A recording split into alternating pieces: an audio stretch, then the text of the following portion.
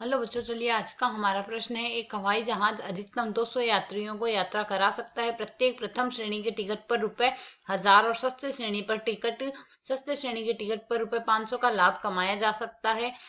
Airline कम से कम 20 सीटें प्रथम श्रेणी के लिए आरक्षित रखती है, तथापि प्रथम श्रेणी की अपेक्षा कम से कम 4 गुनी सस्ती श्रेणी की टिकट से यात्रा करने को वरीयता देते हैं। ज्ञात कीजिए कि प्रत्येक प्रकार के कितने कितने टिकट बेचे जा सकते हैं ताकि लाभ का अधिकतमीकरण हो। अधिकतम लाभ कितना होगा? तो यहाँ से इस प्रश्न को करने हेतु हमारे पास यहाँ से हमारी मुख्य अवधारणा रहेगी। मुख्य अवधारणा यहाँ से हम लेके चलेंगे।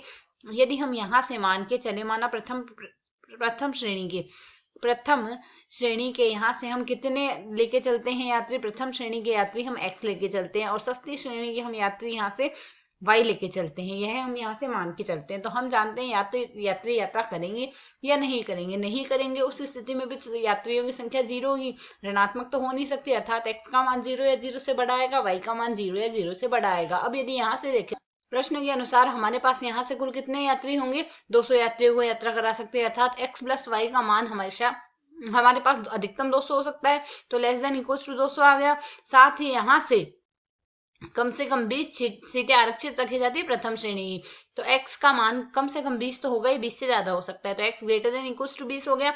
साथ ही यहाँ से सस्ती श्रेणी की टिकटों की संख्या 4 गुनी ज्यादा यात्री हमारे पास यात्रा करते हैं प्रथम श्रेणी के मुताबिक, तो y का मान हमारे पास यहाँ से क्या होगा?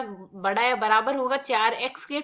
साथ ही यदि समस्या का देखें, हमें अधिकतमीकरण करना है, तो z मैक्सिमम आएगा, उद्देश्य फलन जो कि बराबर होगा, प्रथम श्रेणी पर 1000 रुपए कमा रहा है, तो 1000 गुणा x प्लस 600 गुणा y आएगा, हमारे पास यही मान आएगा। अब यदि हम यहाँ से समस्या को सरल करें, पहले असमीकाओं को समीकरण में बदलेंगे, तो बिंदु क्या आएंगे? x बराबर 0 पर y का मान 200 प्राप्त होगा हमें समीकरण की स्थिति में, और y बराबर 0 पर x का मान 200 प्राप्त होगा। यह मूल बिंदु से जाती हुई रेखा होगी। यह रेखा तो हमारे पास मूल बिंदु से जाती हुई होगी, और यहाँ से इस रेखा को समीकरण में बदलेंगे, समीकरण को बदलेंगे तो x बराबर 20 आ गया। तो यदि अब हम इसे आगे सरल करें तो मान बने, तो यहाँ से यह आ जाएगा हमारा x अक्ष, यह आएगा हमारा y अक्ष, और यह आ जाएगा हमारे पास यहाँ से हमारा मूल बिंदु। तो यहाँ से x बराबर 20 हमारे पास यह रेखा आ गई। अब यदि इस रेखा का हल क्षेत्र देखें, तो हल क्षेत्र हमारे पास यहाँ से क्या बनेगा? इसका जो हल क्षेत्र आ रहा है, यदि x का मान 0 रखते हैं तो 0 ग्रेटर देन इक्वल टू 20 आता है। समीकरण असंतुष्ट है हमारे पास, अर्थात इसका क्षेत्र मूल बिंदु के दूसरी ओर आएगा, अर्थात यहाँ से इस दिशा में आएगा हमारे पास हल क्षेत्र। इसी प्रकार प्रथम समीकरण यदि देखें, x का मान 0 y का मान 0 रखते हैं, इस स्थिति में 0 लेस देन इक्वल टू 200 आएगा, अर्थात मूल बिंदु की ओर आएगा हमारे पास हल क्षेत्र, अर्थात यहाँ से इसका हल क्षेत्र हमारे पास इस दिशा में होगा। और यदि एक असमीका और है, उस असमीका को और देख ले, तो यहाँ से इस हेतु हम यहाँ से एक बिंदु लेके चलेंगे, तो हम क्या करेंगे? बिंदु में हम यहाँ से क्या रखेंगे? इसमें यहाँ से यदि हम 0 200 पर देख ले, x का मान 0 रख दे, y का मान 200 रख दे, 200 ग्रेटर देन इक्वल टू 0 आता है, समीकरण संतुष्ट हो रही है यहाँ से हमारे पास, अर्थात 200 हमारे पास मूल बिंदु के क्षेत्र में आएगा, और मूल बिंदु के क्षेत्र में नहीं, हल क्षेत्र में आएगा, अर्थात यहाँ से मूल बिंदु के दूसरे इस ओर हमारे पास यहाँ से हल क्षेत्र आ रहा है, अर्थात यदि उभयनिष्ठ क्षेत्र देखें, हमारे पास यह आ गया हमारा उभयनिष्ठ क्षेत्र। तो हमें यहाँ से प्रतिच्छेदी बिंदु और ज्ञात करने होंगे। यह बिंदु हमने यहाँ से क्या लिया है? यह बिंदु तो आया है हमारे पास x पर 200, यह आया है x अक्ष पर 20 मान के साथ, यह आया है y अक्ष पर 200 मान के साथ। तो यदि अब हम यहाँ से इस बिंदु के निर्देशांक देखें, इस बिंदु पर हमारे पास यहाँ से एक रेखा तो हमने y बराबर 4x रेखा ली है, और एक रेखा है ही हमारे पास यहाँ से x प्लस वाई बराबर 200, तो y के स्थान पर यदि 4x रख दे तो यह क्या आ जाएगा? हमारे पास 5x बराबर 200 आ गया, अर्थात x बराबर हमारे पास यहाँ से क्या आ जाएगा? 40 आ गया।